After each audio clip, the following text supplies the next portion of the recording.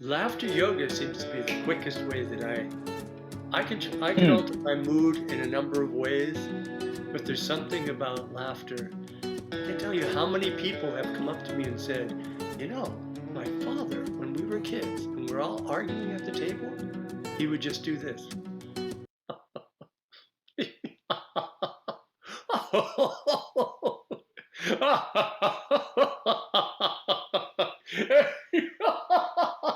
He would just start laughing and continue laughing until we all were. Many people told me that that was their experience.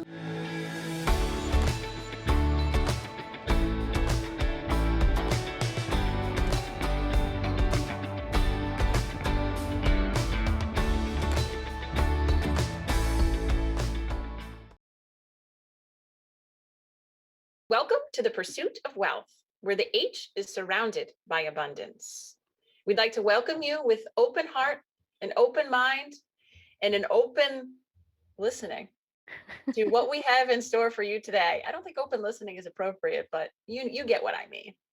So today, yeah, there we go. Robert's got it. So today we have a very wonderful, wonderful guest with us, Robert Rivest. He is an internationally admired performer and teacher. In addition to being a renowned comic mime artist, he is also an accomplished health, literacy, and stress relief educator, a gifted mindfulness teacher, a certified laughter yoga master trainer, and an engaging public speaker. Since 1990, Robert Rivest has given over 8,000 presentations in Europe, Asia, Africa, and across the United States. His mission is to use mindfulness, laughter, and the performing arts to bring greater health and happiness to individuals and organizations around the world. Is that it, Robert? That's it? That's just what you have going on over there? That's a lot, isn't it? It sure is a lot. And I just want to say I'm grateful and really humbled and honored that you were giving us some of your time today to hop on our podcast. So thank you. Thank you very much. Oh, I feel honored as well. Anytime. So the one thing that sticks out for me, and you and I have done a little work together in the past, but when I was saying, hey, I know this guy, I think he would be really great for our podcast. And one of the things that I had said was, aside from being a beautiful person, you have the most beautiful movements of anyone I've seen. And we've just done Zoom, but I still see it in you. And I think that speaks directly to the mime sort of training and profession that you have. So tell us a little bit about that, because it's completely fascinating to all of us. I think that the movement and the freedom that you're talking about is a combination of mime, dance, tai chi, right? The flowing movements. Mhm. But every day I do go through all the joints with bending and flexing the joints and rotating. So that's a big part of what I do. And that's why you see the fluidity in what I do. But yeah, I studied mime in Paris, France with Marcel Marceau, famous mime. Wow. Wow. And yeah, and nice that you know who he is. Most of the time people are like, okay. Yeah, I studied with him in Paris, France, and also here in the US. I had some great time studying with him. And even at his school in Paris, you learned um, mime, dance, fencing, stick Wow. fighting. Yeah. So that's in my background, as well as the Tai Chi Qigong stuff that I did later on, the mindfulness meditation. Now, one of the biggest compliments I received was I was doing one of my Tai Chi forms, and someone said, I can see the stillness within your movement. Oh, And that's so cool. I thought that was a great compliment. And Absolutely. I think that's something that a lot of people struggle with, talking about movement. It's just actually being present in their Mhm. bodies. Was having that conversation recently with a friend of mine who's a trauma recovery coach, and she said a lot of times we just kind of want to numb out and not actually pay attention to our bodies, not actually just be in our bodies. And we go through the motions of exercise and maybe doing yoga classes and whatever, but I mean, how do you get there? Like, I know this has obviously been years of practice for you, but I'm curious. There are two things I was thinking about. One is that during COVID, which I hear people say, "Oh, when there was COVID," I'm like, "There's still COVID." Pretty captivating. Yeah. So, It's like when we went through that, I'm like, we're done, really? Yeah.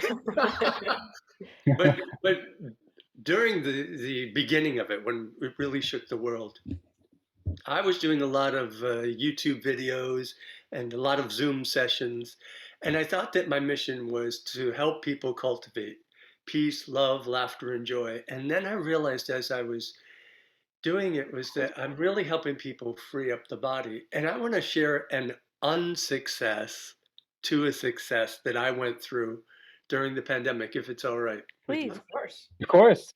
All right. Yeah. So before I'm 59 years old, and before the pandemic, I was I was in front of audiences, thousands of people smiling and laughing as a mime, as a tight, a laughed yoga presenter, and I'm working a lot with children, so everything that I do is very playful and up. I'm like a human cartoon, and then nothing.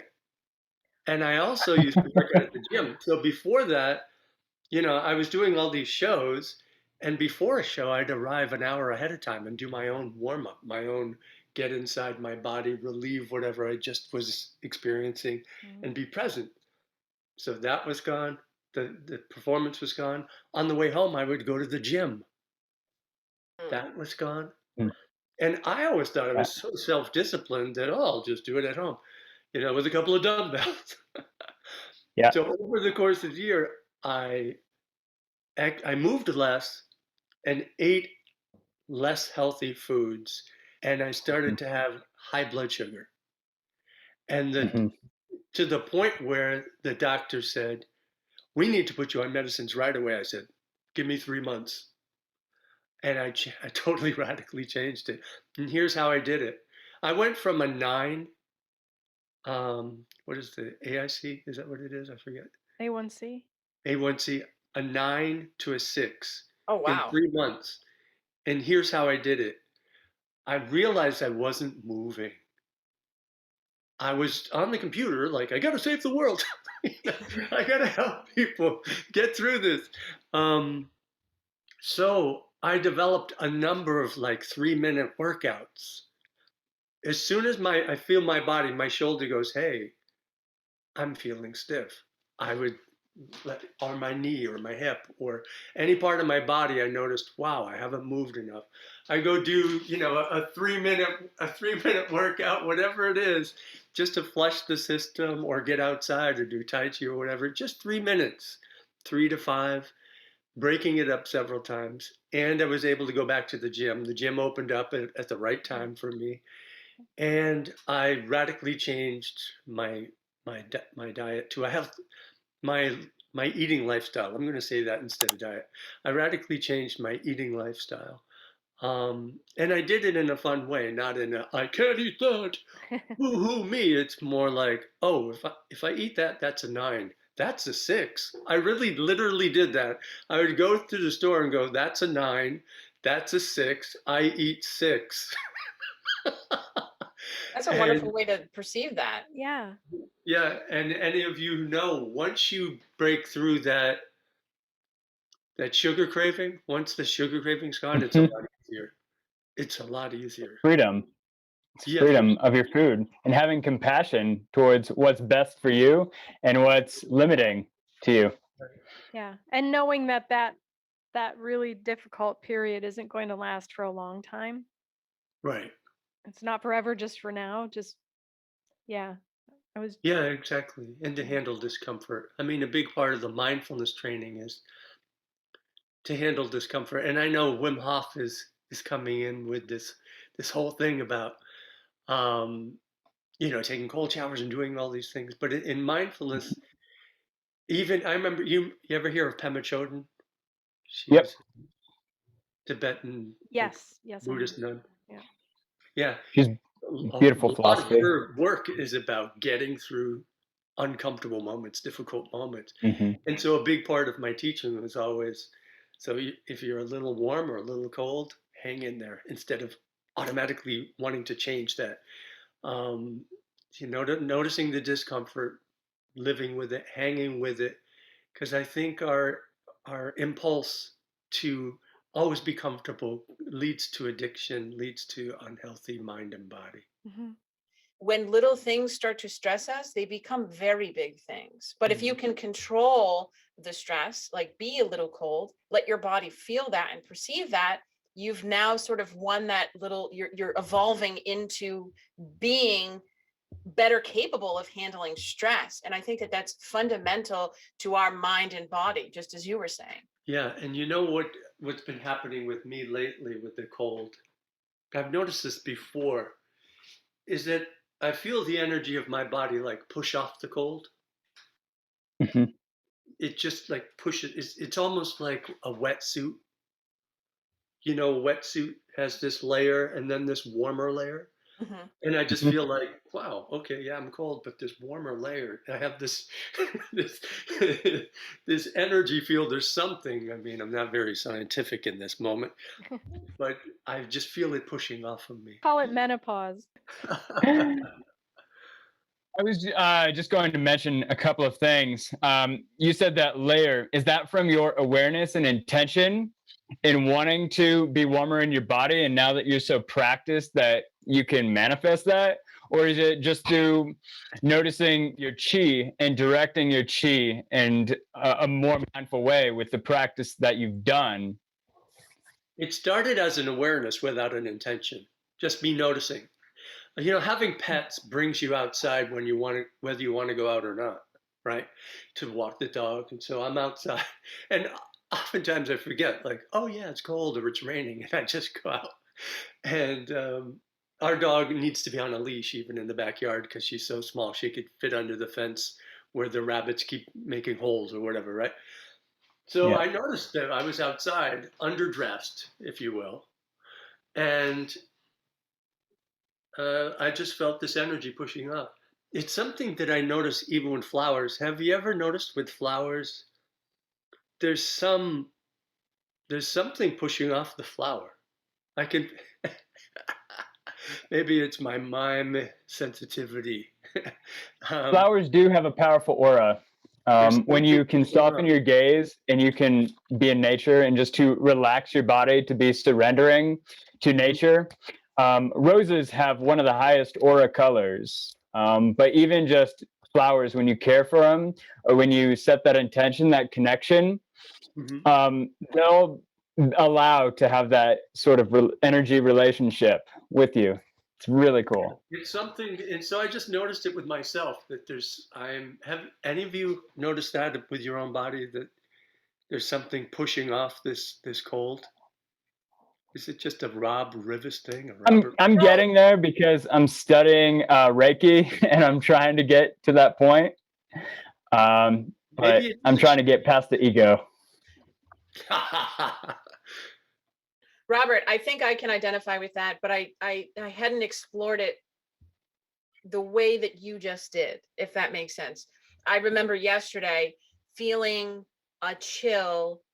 It was I'm aware of this chill, but my body was still existing in comfort. Mhm. Does that sort of Yeah. what you're suggesting, where you feel this energy of you feel the feeling of cold, but you feel the energy of warmth within your body? But now I want to yeah, there's that. Sometimes I'll do that. You know, some as a mind game, I'll be cold and I'll say, "Hey, there are parts of me that's 98.6 or whatever it is. That's Yeah. really warm. Have you ever touched something that warm? That's really warm. The majority of my Hmm. body is that warm. Mhm. And so all I have to do is bring it to my skin." Right, right. Yeah. You just got to get it out. Yeah, but now I'm very curious. Can you three do this, or whoever's listening and watching, do this as an experiment? Next time it's cold outside, just have a t-shirt and shorts on. Go out and see if you can feel your body pushing off the. Now that the thought is there, Let's see what see. happens. I'm curious. Maybe I'm the only human being on the planet Earth that feels that. I No, don't and think so. I don't think so. And I find it really interesting because our house is in these cooler temperatures, our house gets very cold inside. in spite of having the heat on, which we don't yet, but it gets very cold inside. And in the wintertime, I find myself bundling up with a base layer, like a technical base layer underneath a wool sweater. And then sometimes I'll put on a scarf and a jacket because I'm standing, I'm not moving so much at my Mhm. desk, which I Mhm. love that idea of the 3-minute workout. I just go and do some squats to get the blood going again. But but I like that idea because now the weather's cooler and I have a big dog. My dog is a 75 pounder. And so I have to go out with him in the morning when it's cold, when it's rainy, when it's snowing, whatever, it Yes, doesn't yes. matter. And so I do find myself going out in weather I would never have gone out with without the dog and not even thinking twice about it.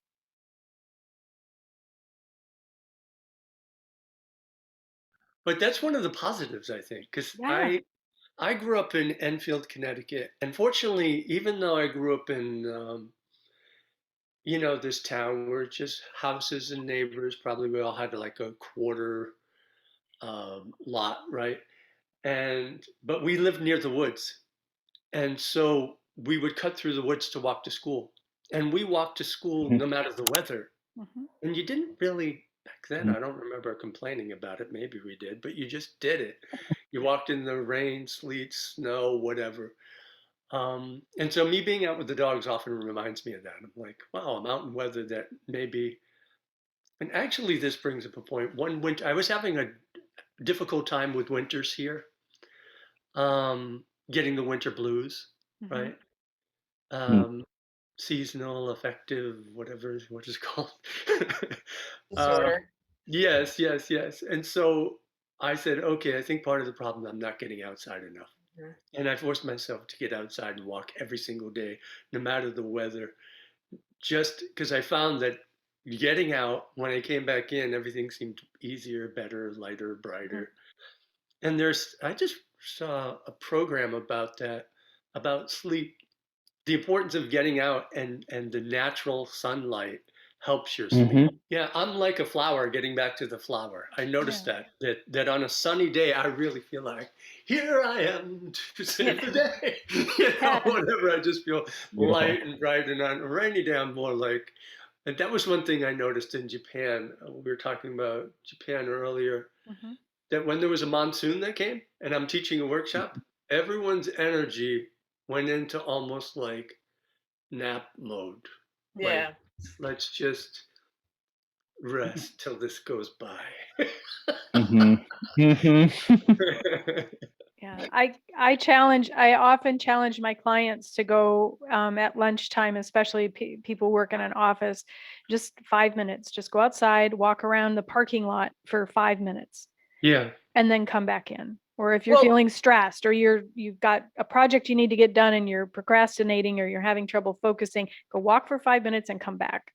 You can spare the time because you'll be more productive when you come back, right? Just that energy from being outside. And I remember listening to Deepak Chopra years and years ago and how he talked about, that the universe is 99.99999% empty space, but it Hmm. isn't emptiness in the sense of what we think of in a negative way. It's pure energy Hmm. that's open for us to absorb.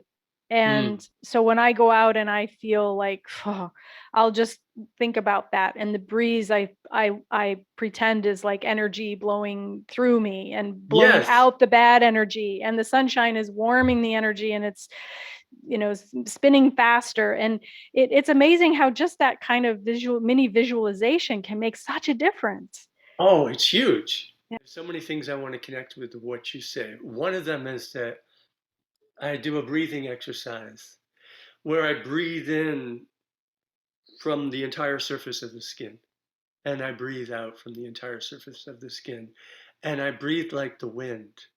Okay. And I remember the sensation of wind on my skin, and I breathe in from all sides, and I breathe out from all sides.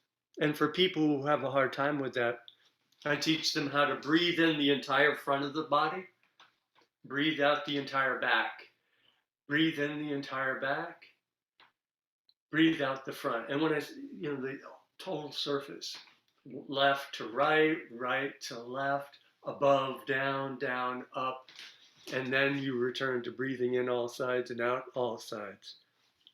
Another thing is that Huh. Thich Nhat Hanh, Vietnamese Buddhist monk, who Yep. is really my main teacher as far as, I mean, I studied with a person who trained with him in exile in France, came back, Mhm. and I learned from her and from his books and videos, and he's my main teacher.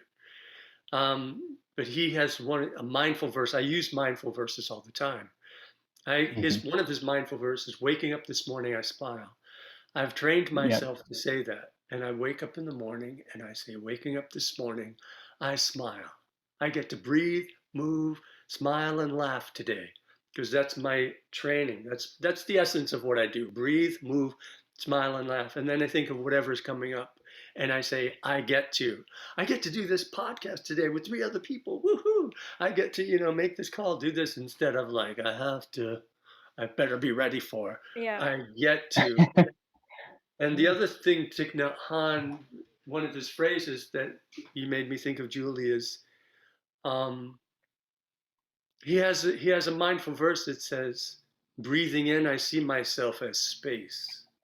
Yeah. Breathing out, I am free." And so imagine the space. I imagine the space within every cell, the space between the cells, and sometimes in a guided relaxation, I may ask people to imagine that there's more space within the cell. There's more space between the cells, as much space as there are between the stars. And so you feel that Huh. vastness. And Yeah. what I'm getting at there, Tiffany, you talked about, my quality of movement.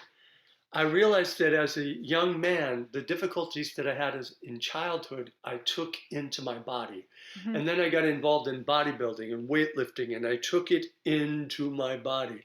And mime, beautiful as it is, it's very controlled. Every move is a muscular, effort, contraction. Later, you learn to relax it. And so now, in this part of my life, I'm interested in freedom, of releasing, of balancing the energy in my body and mind, and taking in, the energy of the universe, the energy of the earth, and the love from people all around the world. So, sky energy, heaven energy, earth energy, and the love and light from all beings everywhere.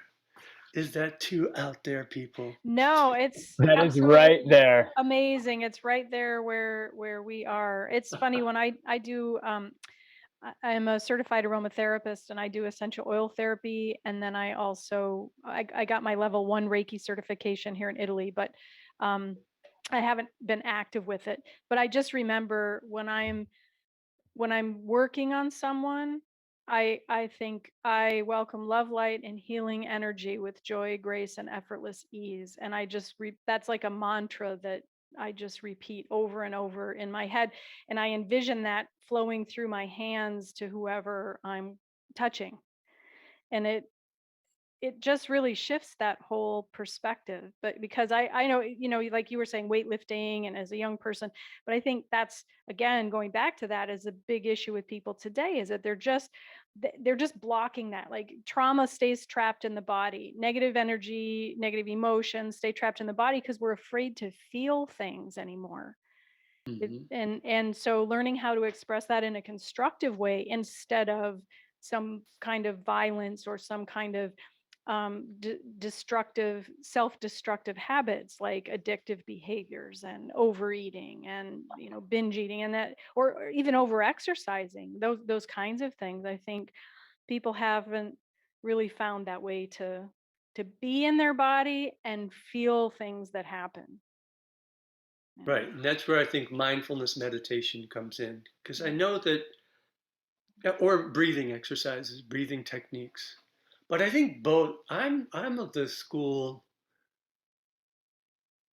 I do pranayama, I do mindfulness meditation, I do different techniques of breathing. And when I teach, I'm going to be teaching an all-day workshop in New Jersey on Monday. Well, actually, 3 2-hour sessions for teachers, for elementary school teachers. And my goal is to give them a wide variety of techniques, knowing that some people will like this breathing technique because it's so focused that you don't have to meditate. Some people have a hard time. Some people will resonate just with following the breath Mhm. in and following it out, and they're fine. Other people, they get anxious when they just focus on the breathing. So having something more to focus on, like a technique or counting, 4 in, 6 out, Yeah. those type of things. And then some people are kinetic, like me, so they need movement. So I will I will share with them a wide variety of things. That's really cool. And especially for elementary school, because those kids that age aren't meant to sit still for so Oh long. no. Well, I've been to so many different schools, and they're all very different here in the U.S., vastly different. But some of the ones that I've been to that I appreciate are they have like relaxation moments for child. Like you're having a hard time, you could go and rake the sand, have a little thing with this Zen, like the little Hmm. sand, and some have the ball that the kids could sit on. Some have standing places. I didn't have that as a kid. I got in so much trouble for moving around. Yeah. Mhm. Yeah, it's very true. My daughter goes to a Montessori, and their methodology is very much about the whole child. And so, they don't tell them where to sit or where to do their work, or, Mm. they guide them towards certain areas, but it's really child led. And so you'll see kids on the floor, you'll see kids standing, you'll see kids sitting at a desk, they're really open to, again, sort of that whole child approach. Because I think, oftentimes, in the society that we lived in, we're putting these children in little boxes that we make, and they don't want to fit. Some do fit, and that's okay, but I think the vast majority don't fit into these boxes. And I think that's we're getting all these diagnoses and things like that of these children, and just getting them back to themselves. In one Montessori that we visited, they just had a movement corner. When you need to move, you just go in that corner and you just move. That's it. That's its only fundamental being. And imagine if work had the same thing, Hmm. where you're like, no, this is just, I need to do one of Robert Rivest's 3-minute workout. So I'm just going to go over here and do that. Yeah. Yeah, it's really brilliant because the mind and body are one.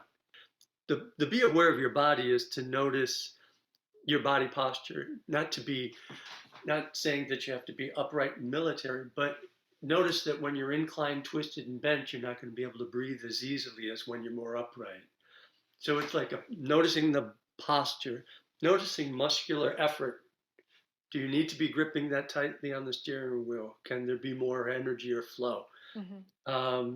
Then the third thing within the body is being aware of the energy, your energy flow in the body. Are you holding, gripping the energy within your body?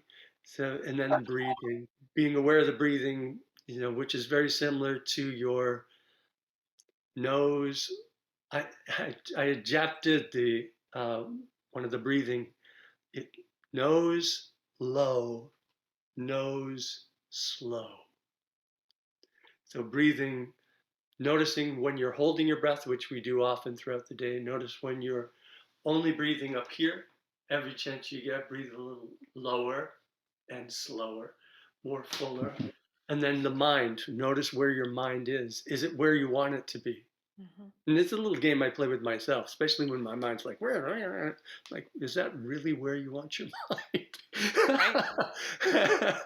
I'm going to carry your voice in my head because, I'm 57 and menopause brain is a real thing. And so I'm just like zoom, zoom, zoom. So, yeah. Robert, you said something about the mind and body being one, and I agree with you. I couldn't agree with you more. However, I don't think that exists in a, predominantly where we're living, how we're living today, right? I can't enumerate this for you, but I would like to, I would suggest, at least the people that I know and am aware of, that most of the time their mind is not connected to their body. Mhm. And it's like they're two very separate beings. And I'm running a workshop, and that is one of the fundamental pieces of it is, are you showing up the way you intend to? Because When our mind and body is not connected, we're not showing up. We're not showing up with our values. We're not showing up whole. We're not showing up wholesome. We're showing up Right. as something else Yeah. because either our mind or our body is leading, but the two, they're not speaking. They're not together. And like Julie, like you said, right? It's all about these hard things. And Mhm. so we have our ego that wants to keep us comfortable and in homeostasis, even though that may just be angry, which is a funny thing. Our ego might want to keep us angry because it's comfortable, because it's right, because we're not going to let somebody else get away with something. And that's Right. just it. Right. But so it's a funny thing when we look at our ego like that, it wants to keep us comfortable at all times, even though we're very uncomfortable. And so it's breaking through that. And, just as you said, sort of just checking in with your body is a great way to do that. Just sort of taking stock of what you're feeling. I mean, I do this often. I'll go through and thank my organs, Yeah, yeah, it's a great like thank you exercise. heart, thank you lungs, and actually sort of feel that energy radiating. I think my spleen, the spleen is where oxygen is produced in your red blood cells and all that.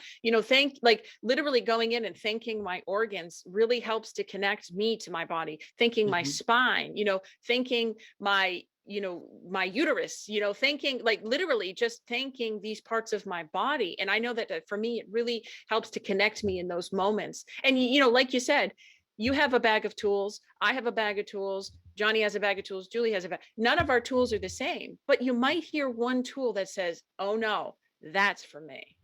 Oh, definitely, definitely. And it is a similar one. I used to do a morning meditation where I would first align the body, and I would. Have you ever heard of quantum healing, Julie? Have you Mhm. checked that out? Quantum healing. Uh, And so I got an idea from that book where the bones are not solid, but they're just energy. And so with my body, if you look at my posture, my neck might be more forward, my shoulder might be more rounded. My one of my hip might be a little higher up or whatever. And so before I meditate, I just imagine that either someone I love or some other being is just gently guiding those things, into a little more alignment. And then I imagine that there's more space around me so that everything can flow. And then I do a full body breathing. And then I do what you're talking about, Tiffany. I say the energy from the universe is coming in and it's clearing. It's almost like thanking. I don't say thank you, but it's clearing my brain and my mind. It's clearing my eyes and my ability to see clearly, my ears, and I go through every part of the body. Um, and there's one way of doing it with thank you, and this way I'm doing it, seeing each part functioning fully and beautifully. Not trying to force it like, oh, my liver's not doing well, I'm gonna make this. No, it's not anything about that. I'm not even thinking of healing. I'm just visualizing each section functioning beautifully. You're being aware. Yeah. And I think what's interesting too is sometimes we hear the word meditation, and I don't know about for you, but in my past, if I heard the word meditation, I was like, yeah, no, no, no, no, no, we're not going to be doing that. That seems not the thing. But the world of meditation, there is it's so open to your definition, right? Yeah. I mean, my form of meditation is just going inside of my body, visualizing the organs and saying, thank you, eyes for seeing, thank you, skin for feeling, thank you, heart for beating, thank you, lungs for breathing. That is a form of meditation, because all meditation truly is getting out of your head, so to speak, and being present on something. And sometimes the being present is on nothing, and that is also meditation. But so often I think we try to, what is meditation? It seems like a scary big word, but even just taking 3 minutes and getting inside of your body like that. I mean, when was the last time you traveled around your body? That is a form of meditation, and it's beautiful. You can do that with your breath too, and I think that it's a powerful thing when you can sort of step away from the direct meaning of meditation Mhm. into something more feeling, Well, and into it's something. portable. You Yeah. can take it with you, and if you find yourself in a stressful situation, I wanted to establish a meditation practice for years, and I still haven't. in the sense of setting aside 15 minutes or whatever it is to actually meditate, whatever that looks like. But I find now when I'm out walking the dog in the morning, I'm just breathing in the outside air. I'm not really thinking of very much. Maybe I'm thinking about my day or whatever, but I just kind of let it flow.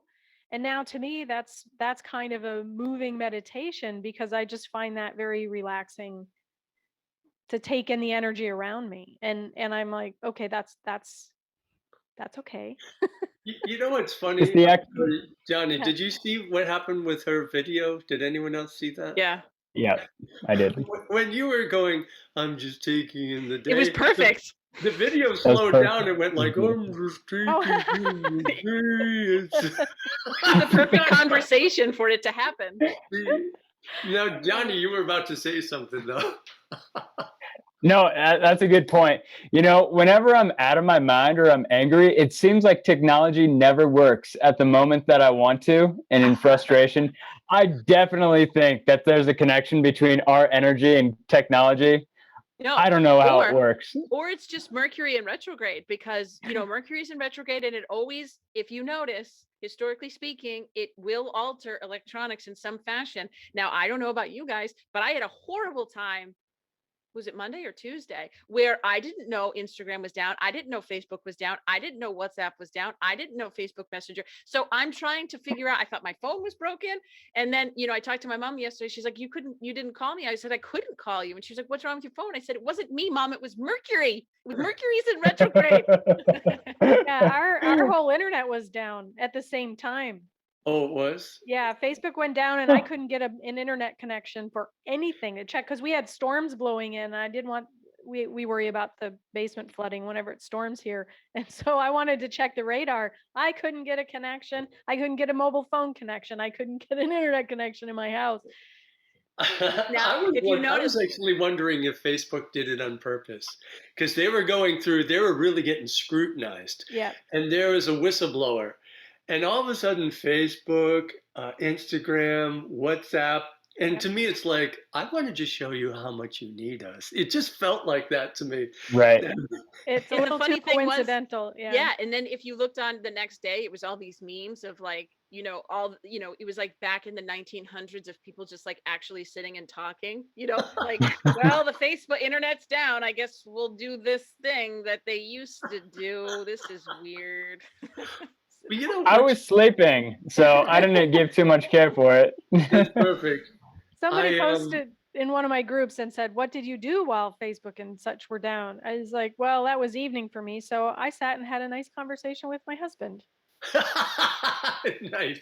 Well, this brings up a point of something that I love to give myself assignments. Anyone who really knows me or knew me back in my training days with mime, I always gave myself assignments, and I still do. And my assignment for October and is that from 8 p.m. to 8 a.m., no technology. That's awesome. And because I want my brain back. I noticed the difference between when I used to have a flip phone to all of a sudden when I have everything like here. Yeah. And the computer. And, I love creating YouTube videos and I love creating really positive posts in social media, but it's different than actually living.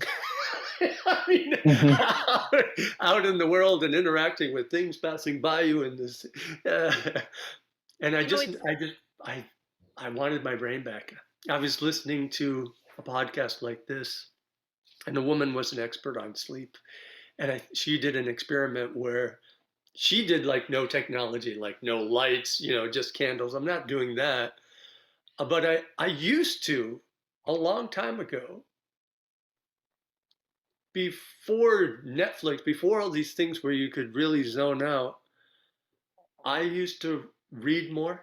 Whatever I was reading, I would write things down. I used to have books of notes that I took from other books. I would do sitting, standing, walking meditation, Tai Chi, Qigong. I would practice more. And ever since all of these things that can easily take me away from that took me away from that, I notice a change in my brain, and it's not just that I'm getting older. It's Technology. It's technology head. It is. It's debilitating. And unfortunately, there have been plenty of studies now where our concentration only lasts between 5 and 7 seconds, whereas before the smartphone, it was upwards of, 30 seconds, 45 seconds, a minute, longer. And in the 80s, it was 3 minutes. Hmm. Wait, what are you 5 talking to about? Are 7 we doing seconds is something right about as now? long as a fish. Are we? I was Why are just you guys noticing here? your Why are you in background. my What did you house? say? Sorry. No, but I was listening to somebody talking and who was reading a study, and they said that we actually have less of an attention span, the ability to focus, less time than a goldfish. Yeah, I Yeah. read that too. Now, here's some experiential uh, recalling of that. I didn't use the right words there, but it doesn't matter. You get the essence. Um, I've been in schools performing and leading workshops for 38 years. Now, a long time ago, I could do a 15-minute pure silent mime story, and the children would understand the beginning, the middle, Hmm. the end, why the character's doing what he's doing, why I'm silent. They Hmm. wouldn't just go the whole time, why you're not talking, why you're not talking. Right. And it's gone from that to, okay, a 10-minute piece, to a 5-minute piece, to now a piece where I may, depending on the child and the age of the child, instead of just exploring the wall, I may add vocalization because they can't handle the silence for Huh. that long. I may say, hey, I was walking one day with, what? Um, Even just a few sounds here and there. I I remember I used to have a piece called The Ice Cream Shop. You know, a little child going and get ice cream. A number of things happen within it. And I used to do it for all ages, lower elementary. And then, you know, kindergarten teacher says, oh, they can't understand that. And I'm just like, I've been doing that for years. And kids have loved it everywhere I've gone. And the attention thing, it got to the point where I thought, I can't do this anymore. I can't do mime Hmm. anymore in Oh schools. my goodness.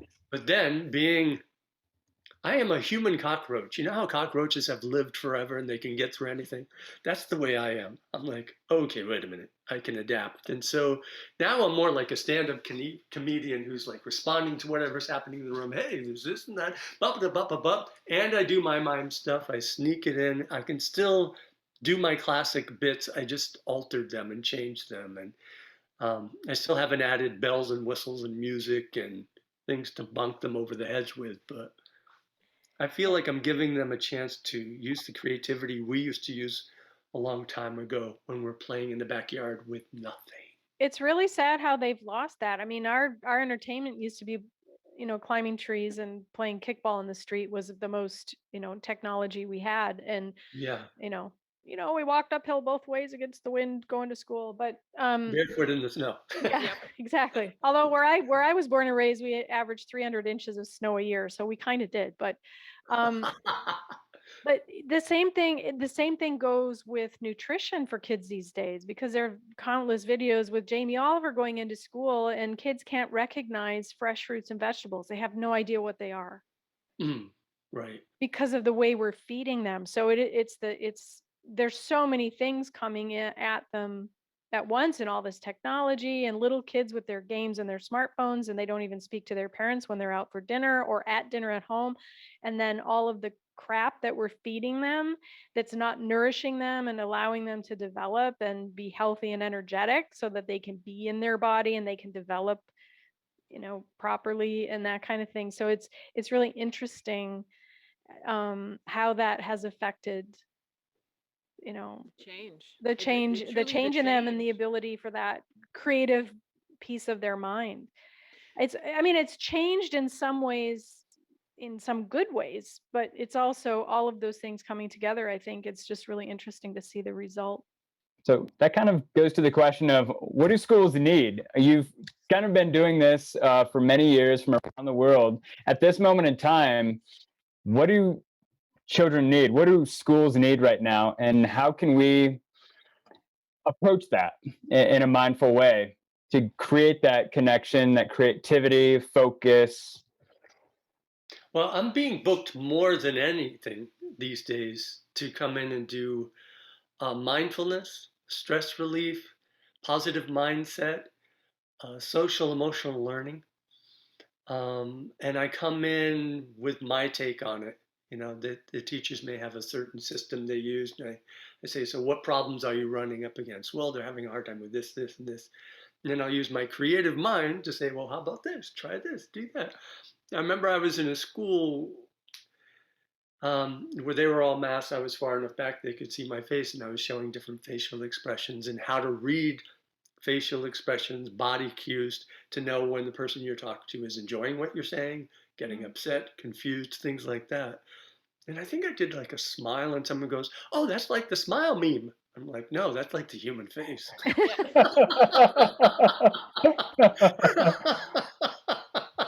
Disassociated, I swear. Yeah, we are not emojis. Yeah, emoji. That's the word they Yeah, use. it's the poop emoji. I'm But like, I In the think toilet. the other piece of that is yes, we have these up and coming children who they don't need to get back to themselves because they're still in themselves, and we need to nurture that for them. Yeah. But then you have us as adults who, you know, somebody might have heard Robert just say that, you know, from 8 to 8 he doesn't use electronics, and that is probably mind altering for people. Like, wait a minute, what? And I think it goes back to that simple, are you at even peace with yourself? Like, can you just sit? Can you sit with your significant other and say nothing? Because it's so hard to do in our day and age, you know? And if you're not comfortable with yourself, you surely cannot sit next to your spouse and not have ridiculous conversation about nothing, right? And I think that there's so much value in silence.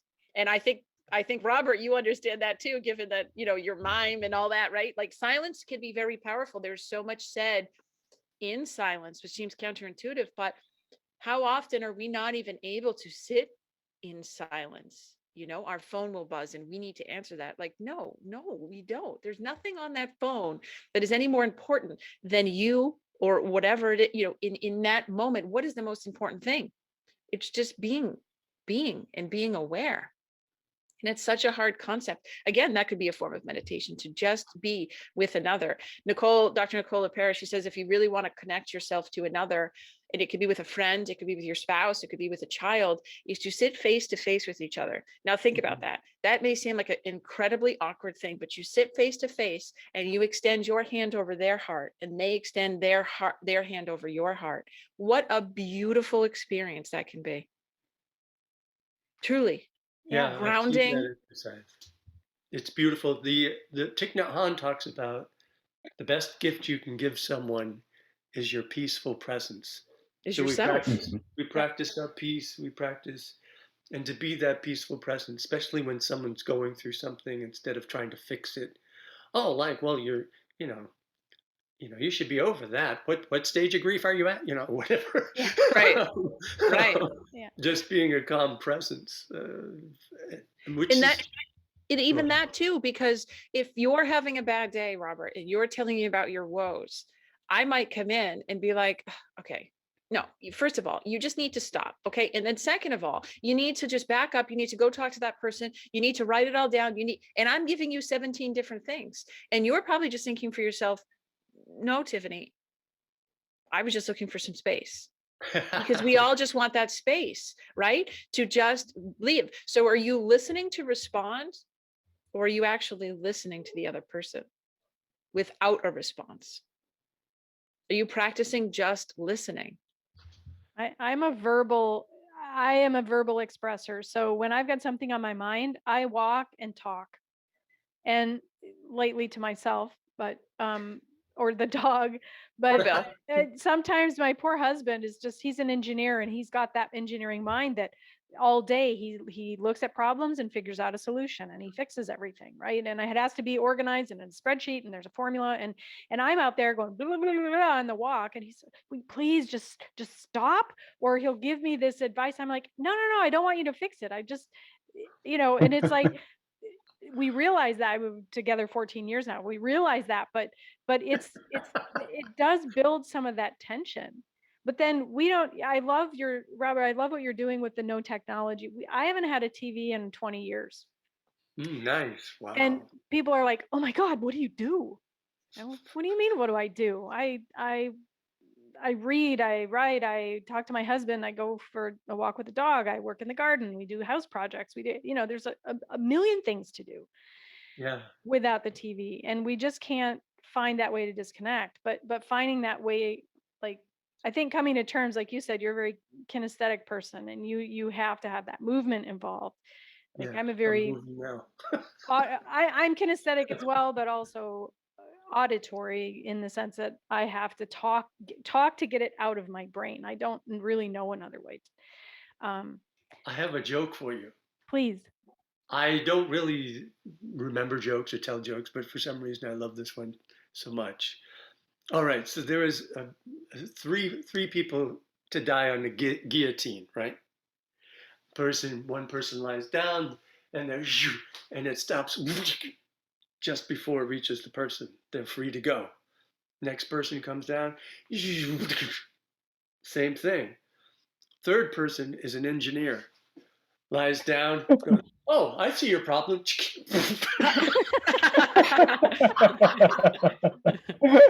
Now, I remember that because my dad is an engineer, and that exactly is the phrase they would use. I see the problem, you know. Yep.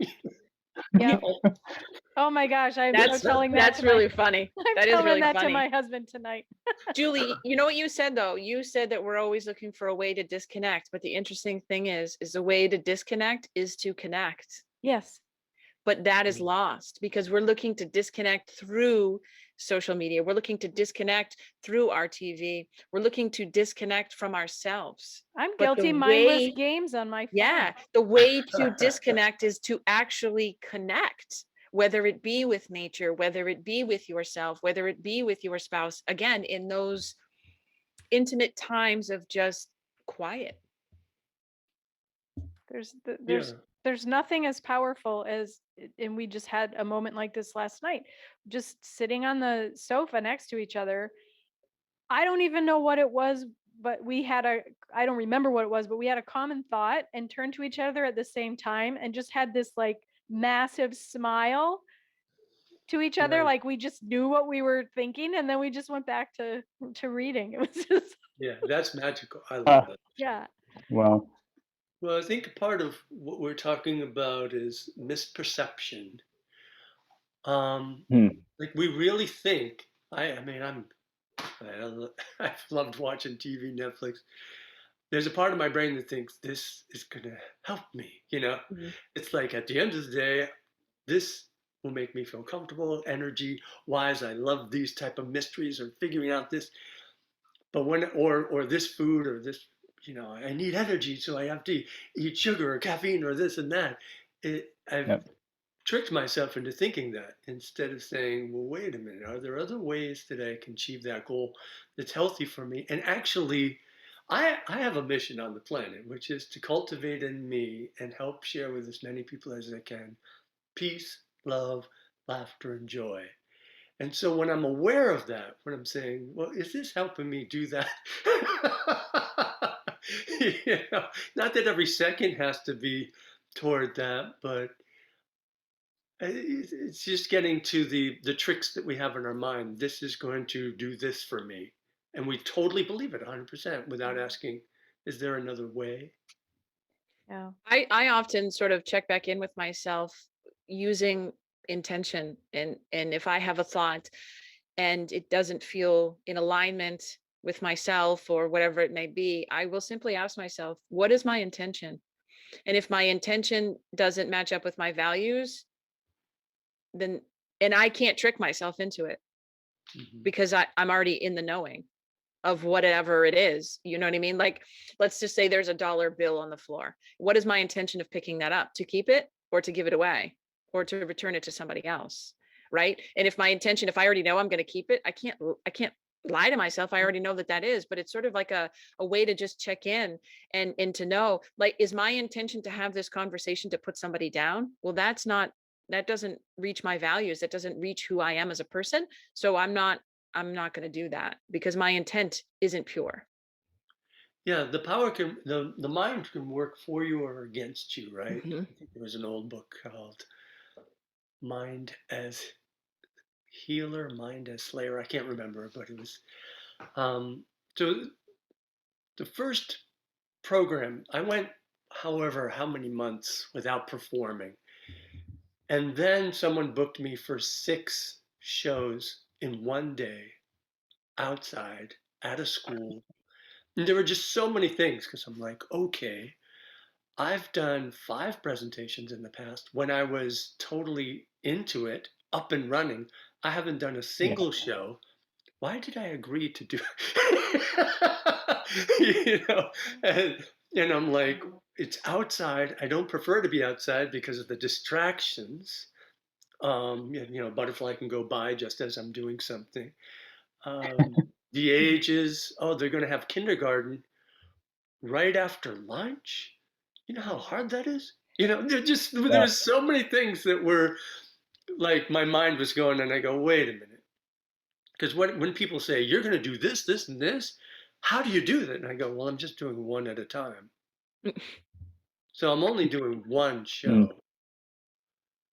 And I have found ways to rest within. No matter, even if I'm jumping up and down, I'm doing this, part of my brain goes, where's the resting? Where's the softness in this? Where's the recovery in this? Where's the ease? And I remember when I was a young man, I was going to do a 2 hour solo show. And I was trained mostly by dancers in companies where you get to rest when the other people are on, then you come on, then you rest.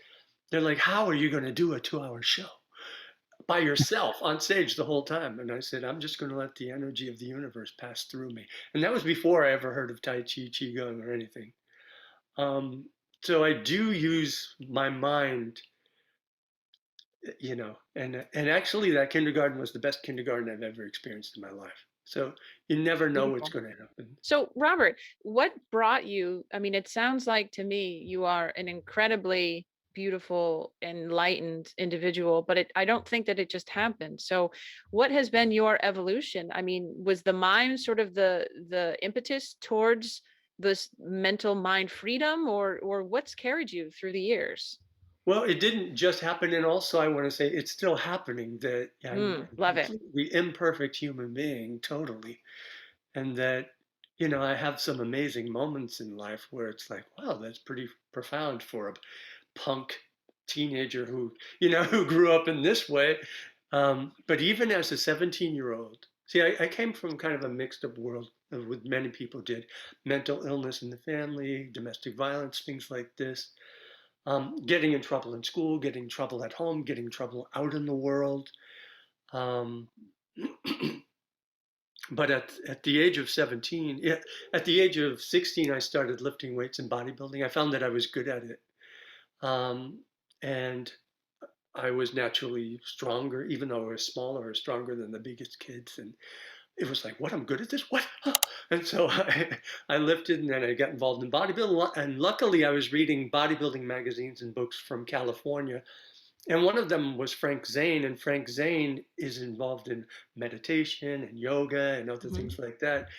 And I was getting in so much trouble in school that I had to take an evening course. And I convinced my school that I could take yoga instead of a gym credit. Because in gym, I just wanted to go lift weights and I missed gym. So I took a yoga class. This was in 1979 or something. I took a yoga class, and my friends were in martial arts, and I'm reading some of their books. At 17, I'm reading Krishnamurti, I'm reading Eastern philosophy. And even at 17, I said, I quit everything. I was involved in the type of drugs the kids were involved in back then. I quit drugs, drinking. I had already been drinking. I quit drugs, drinking, and other activities cold turkey on my own. And I did it because I was using visualization in bodybuilding. And from Arnold Schwarzenegger, who's like, you visualize you're already a champion, right? And so I said, in order to reach my goals, I need to do this. So that was the number one swing. Then there was a major event that happened in my life. I have 4 sisters. One of them was murdered by her boyfriend, and she had a 3-year-old child. I was actually in the army at that time, and I was thinking, my parents were adopting him. I didn't want him to grow up the way I grew up, right? I, nothing against my parents now. I don't want to make them out to be. They were just parents of the 70s, 60s, and 70s. They knew what they knew, and they did what they did. They were like many parents from where I grew up. But maybe I'm a gentle soul, right? My father always tried to make me tougher, but I am a gentle soul. I can be tough. Don't worry about it. But I always joke with my friends, especially the ones that like to fight. I go, "Yeah, I'm a man of peace. Just don't mess with me." So it's been a process. But I remember sitting on the bunk in the military, and I decided to get out of the army. I was only just starting it. I went through basic training, the beginning of training, and I was like, my sister only had 22 years on this planet. I'm 20 years old. If I have only 2 years to live, how would I live? And so that was an awakening. That was a pretty big awakening. And then that unflowering, that lotus, took a long time. I mean, I was in the mud for a long time, in the dark, and then to clearer waters. The practices of mindfulness, meditation, Tai Chi, Qigong, yoga start to take me to clearer water, and laughter yoga. So I'm still unfolding, You talk about bodybuilding, and bodybuilding and lifting weights to that degree is exactly that mind-body connection, because anybody who has lifted weights intentionally to grow their bicep or to grow their tricep, it is getting in the muscle, right? It's putting your attention into that muscle. It's not slinging weights, Right. all day long, whatever. I follow this very large gentleman on Instagram, Joey Swollen. He's always like, it's like, focus on your pinky, driving your pinky down. And he's never talking about just like crushing the bench press. It's about being, okay, you're trying to grow. Okay, so get in there. And it's very interesting that that was sort of your impetus to that, because I think that there's a beautiful sort of in unison harmony between the two. Yeah, it was my first meditation too, because you're focusing on your breathing. You're totally aware of your breath control.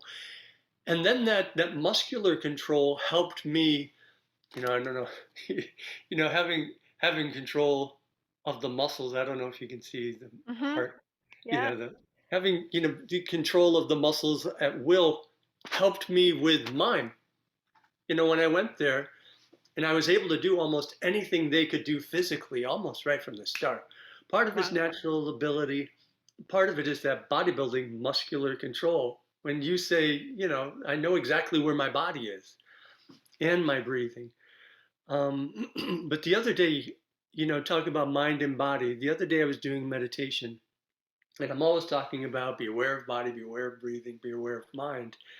And then I realized that one of the best ways I find to get into the present moment is to be aware of the body and then be aware of the breath, but then as one, be aware of the breath in the body as one thing. And I was doing that, aware of the breath in the body as one thing. Then I realized that the mind is in every single cell. The mind is not here, that's the brain. The mind is in every single cell.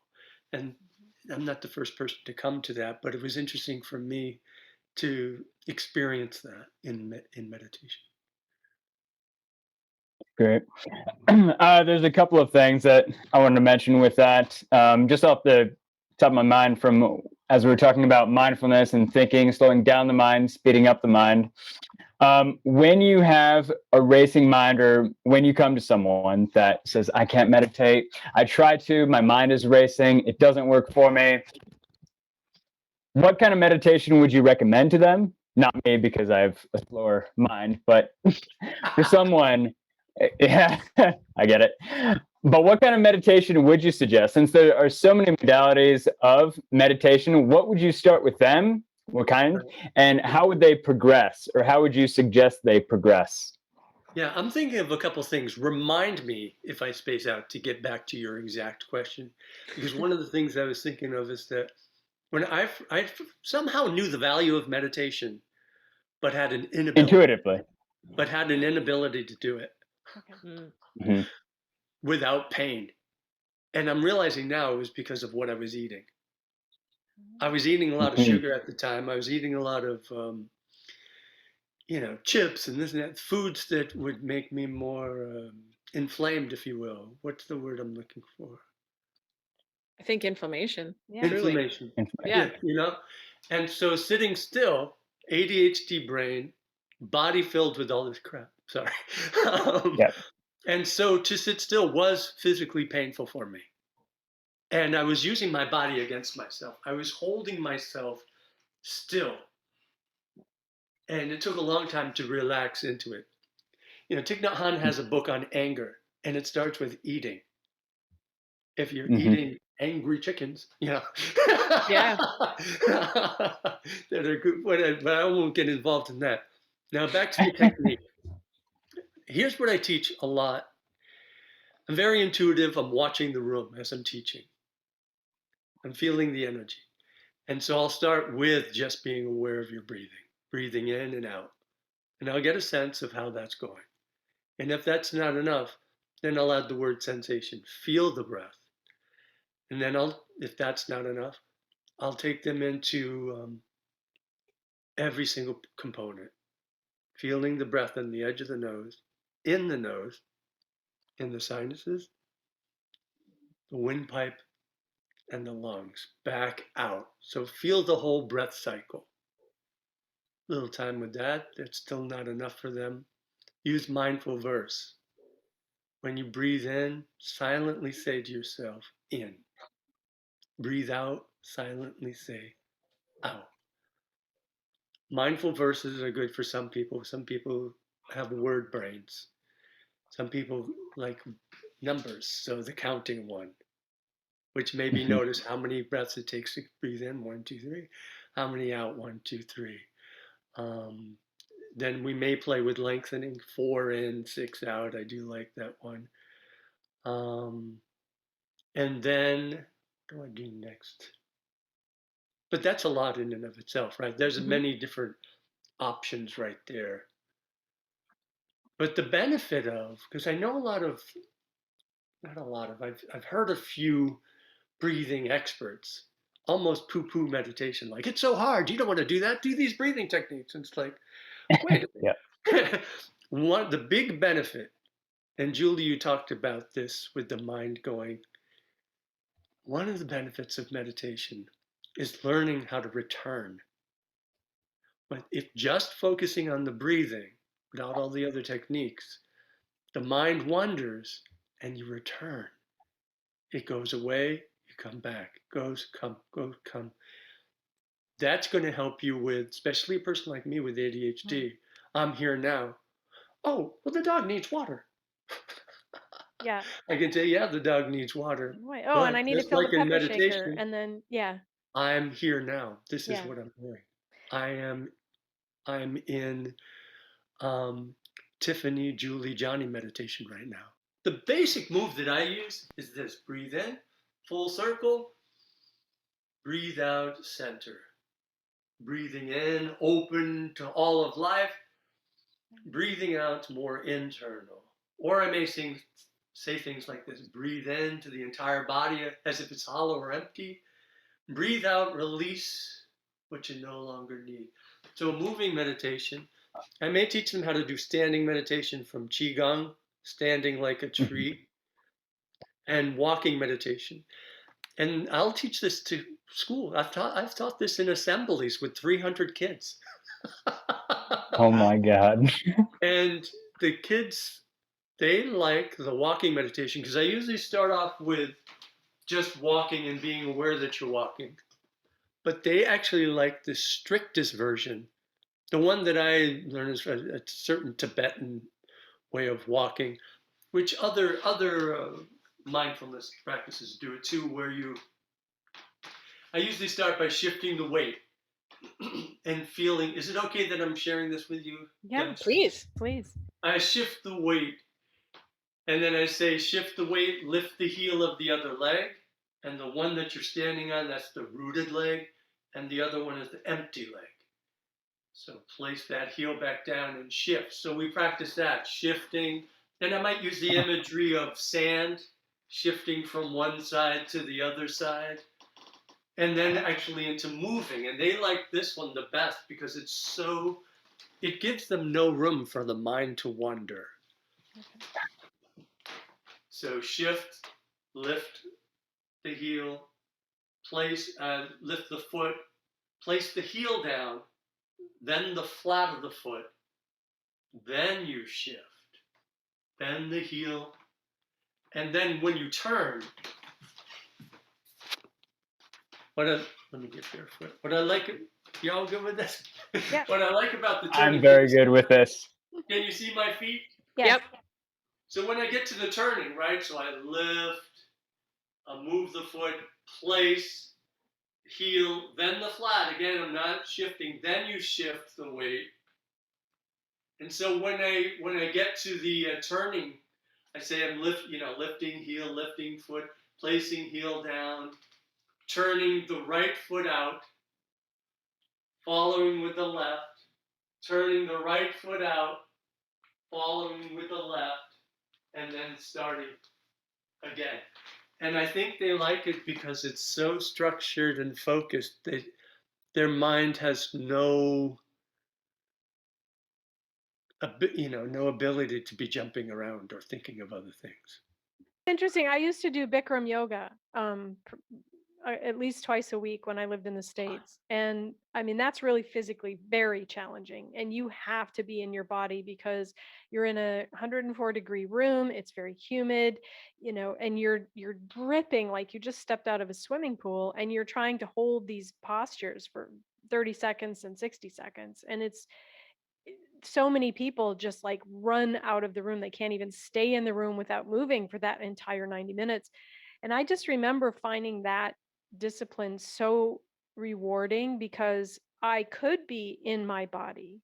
Right. And it was that physical connection to being in my body. And then at the end of it, I could actually lay in Shavasana for 5 minutes without even flinching. So incredible. Thank you for that. You're Now, welcome. I'll be using that for my own. yeah. So laughing yoga, I know that that's something that I actually only learned from working with you those few times where you had talked about laughing yoga. It seems like I should understand it, but maybe you have a different description. Well, it is. It does sound like a strange concept, right? It's laughter yoga. Laughter yoga is well, here's the way I often explain it.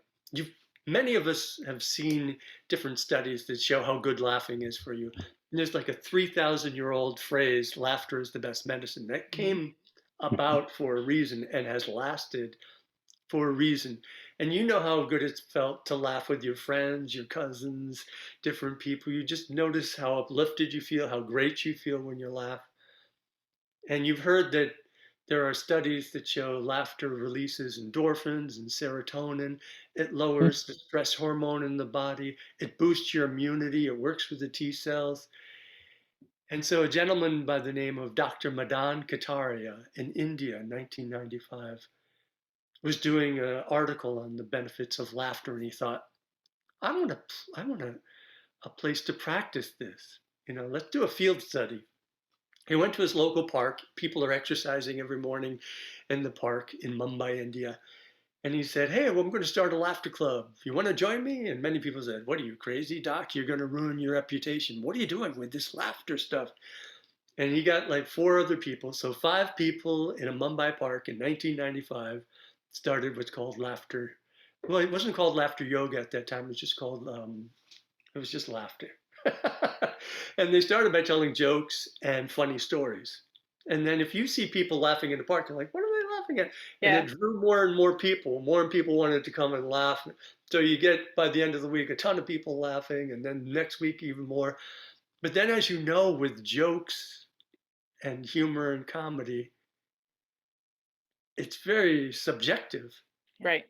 If you're talking about my tribe, all of a sudden it's not funny. If you're talking, and so 2 women came up and said, how is this beneficial? I don't like these jokes, because they started to become probably ageist, racist, sexist. Yeah, all the ists probably started to come in. You get to the bottom of the barrel of the jokes. And he said, give me one night, I'll figure it out. And then he came back and realized, you know what? We don't need jokes to laugh. Let's just laugh. And people started, they laughed for 10 minutes. They just, oh, and laughter is contagious. When you hear other people, it makes you laugh. Think about this. If you go to a movie by yourself, a matinee, funniest movie on the planet Earth, you'll be like, you go with a jam-packed auditorium of people. Everyone loves the movie. Wow. Don't you think you're going to laugh 1,000 Yeah. times more? Oh yeah. Yeah. So he realized they were laughing, different laughs come up, right? And people's laugh becomes contagious, and some people are like, it's okay. And Dr. Kataria, when he was going to medical school, he was also a amateur actor. So he said, well, maybe we can make little games to get people to laugh. So they did certain exercises to get people to laugh. And the way I've evolved it for me is to include my breathing, my mime, my movement. And so I often start a laughter class with some breathing. It might be breathe in, breathe out, in and out through the nose, doing as much as I can, in and out through the nose, and getting back to that. Because when we're laughing, laughter is good for you, but it is different than breathing in and out through the nose. So I usually start with that. And let's do a little now. Let's warm up our laugh. Repeat after me. Ha! Ha. Ha Ha!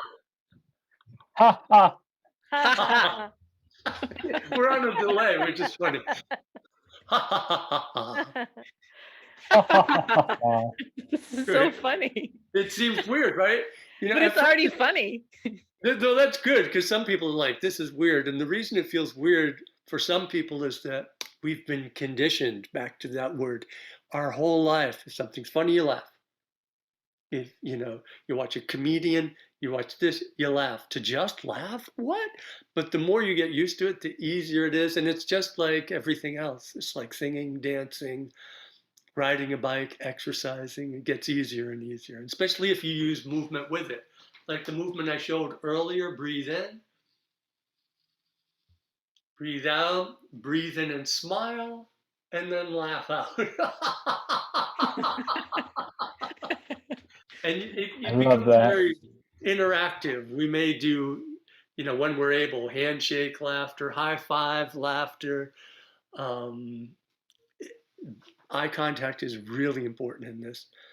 And it just awakens, I think, what it is to be human. We're social creatures, seeing each other smile and laugh. It's nonverbal. So we're getting back to that, Tiffany. Yeah. Not silent, but it's nonverbal. Mhm. And there's so many human cues that are about joy. And there's clapping in it. There's ho, ho, ha, ha, ha, which is more from the Indian culture where they do a lot of clapping and chanting. There's very good, yay, that you all do as a group. You get 30 people doing that. The energy, the vibration in the room is lifted up. And then like in yoga, Julie, like the what's a better name for the corpse pose? But yoga Shavasana. Yeah. Shavasana, thank you.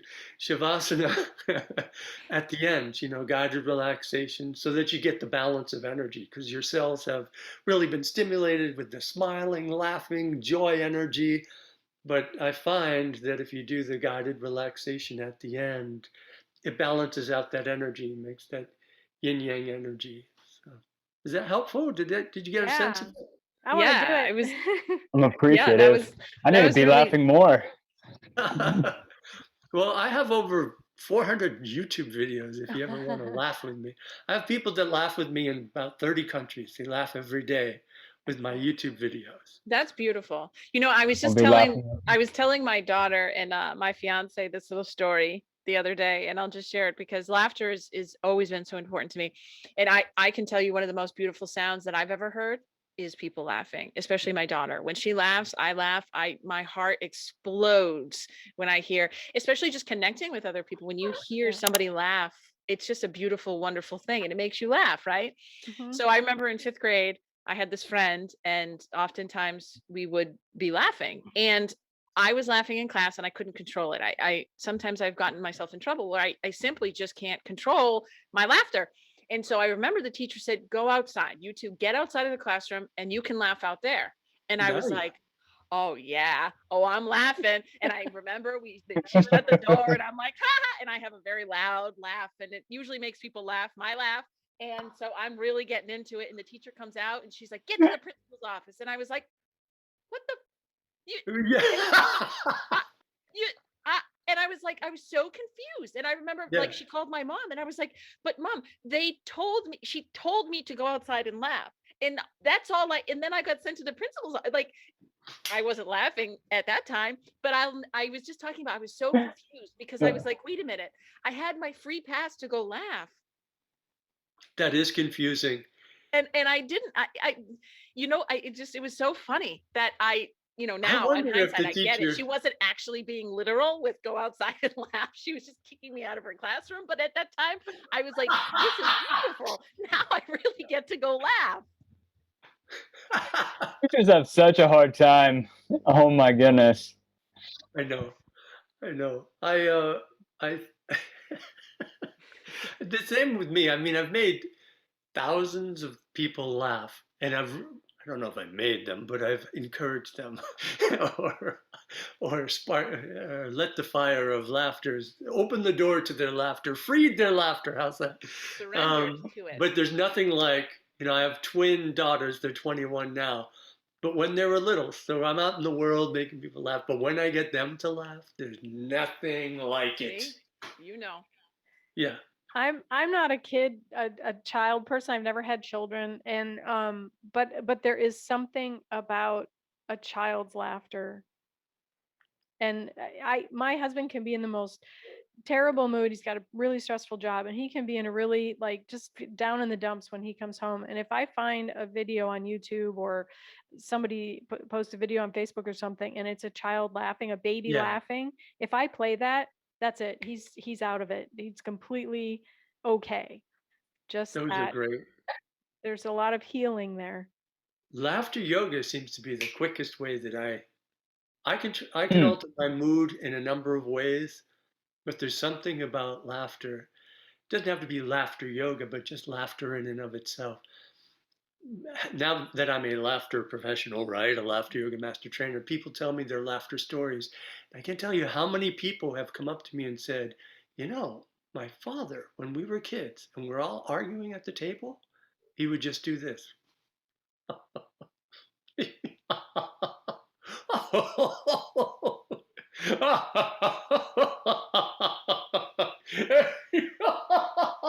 He would just start laughing and continue laughing until we all were. Many people told me that was their experience growing up. And there are others that told me that they don't want to laugh because they get in trouble for laughing, maybe even more than you did, Tiffany. Like, don't you laugh. You go to your room, you be silent or whatever. And so their laughter was squelched. Yeah. And it does take a little while to open it back up. How biologically did we evolve to laugh? Because animals don't laugh. There are some scientists that think they do. They think that our laughter evolved from panting. That when certain animals wrestle, like let's say bear cubs, there's a that signals this is not a real fight. Joy, almost. Like when a mother dog fights with her daughter dog, because we have dogs here, and they love to play with each other. They love to wrestle, but the breathing is different. So you're saying that could be leading towards laughter. They're thinking that they led to. There's a whole component of science that studies laughter, and there's a really good documentary called Laughology. Laughology, check it out. You can watch it for free online, actually. Laughology, where I know we're time wise.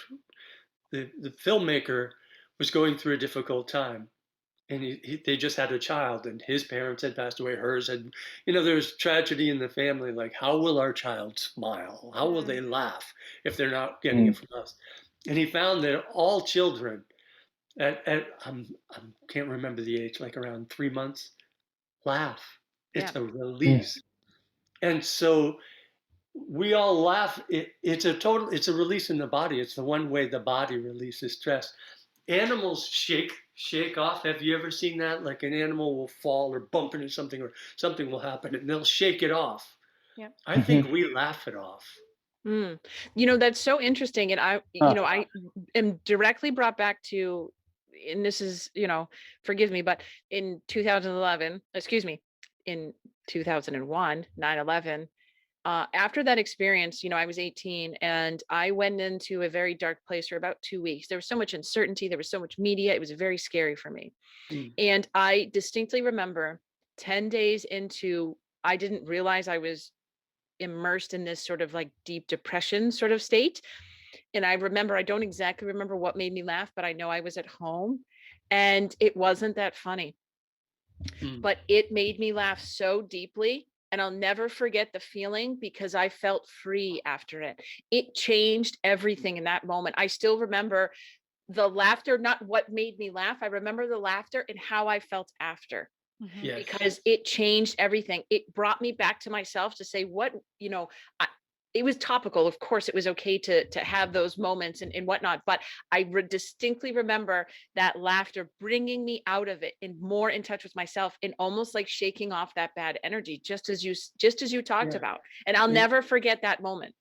In a real guttural, right, like ancient way.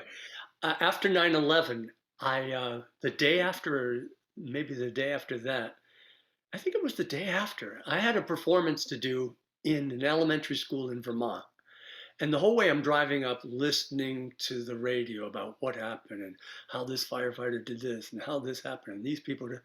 I was listening. I don't know why I was doing that, but I guess it was phenomenal, right? It never happened to us. And so I'm listening to it and I'm going, will the children laugh? I'm a comic mime. Will they laugh? And I'm doing my warm up at the school and I'm thinking, will they laugh? And I'm like, I'm just going to do my regular program the way I normally do it. And I've done it so much that I know when people laugh. And I did my first section where normally everyone bursts out laughing. And there was a pause. There was nothing. And then a roaring laugh, Tiffany, like you experienced it, just flying out of them. And I'm like, wow, okay. They And needed then it. I did the rest of the show. Yeah. They needed that. Yeah. So definitely with the laughter. I can say from my personal experience, I've had a few of those moments where I can't stop laughing. It just becomes uncontrollable. But I also remember that for the up until about 3 years ago, I was getting like really, really serious. And I don't know why in particular. I've always been a very bubbly, kind of outgoing person, but taking myself way too seriously. And then we got a puppy. That changed everything for me. And it's interesting you talk about how animals shake it off, because we've been working with a trainer with him, and for her to explain some of the behaviors and what our understanding is of those behaviors, and being able to watch him and sense into what he's feeling and thinking. And he's an extremely empathic dog. Like, he can tell when something isn't right, but he is just so vivacious and exuberant and energetic and joyful all the time. It's pretty hard to be around him and not absorb some of that energy. So it's really interesting. It's really interesting how animals can, like you say, just shake things off and off to the next thing. So, what is your recipe for the quality of life? What are your 3 ingredients that you would give someone as a recipe? Okay. The first ingredient is everything in the world and beyond. Love it. You're thinking small, Robert. I don't think I have a measuring cup for that. Well, I remember hearing one time they say you can't make anything from scratch without first creating the universe. So I was thinking like that. But when you first said it, I was thinking breathe, move, laugh. I And love it. moving can be anything. I like to dance a lot.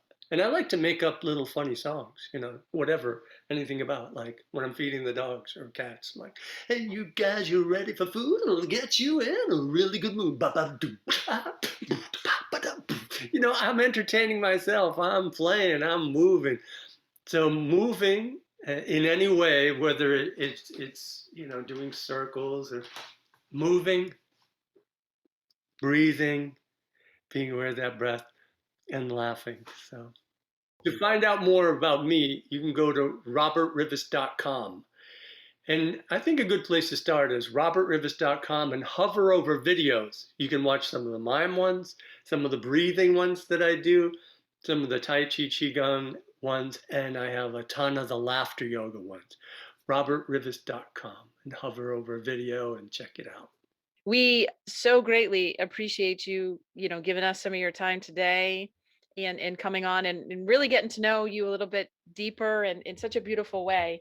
And I can only imagine what it's like to be a friend to you, or, maybe I hope your wife sees the same thing in your kids, but maybe they don't, you know how that goes, but keep spreading the laughter, Robert, keep spreading that joy. It's immensely available. I don't know about you guys, but I'm feeling it.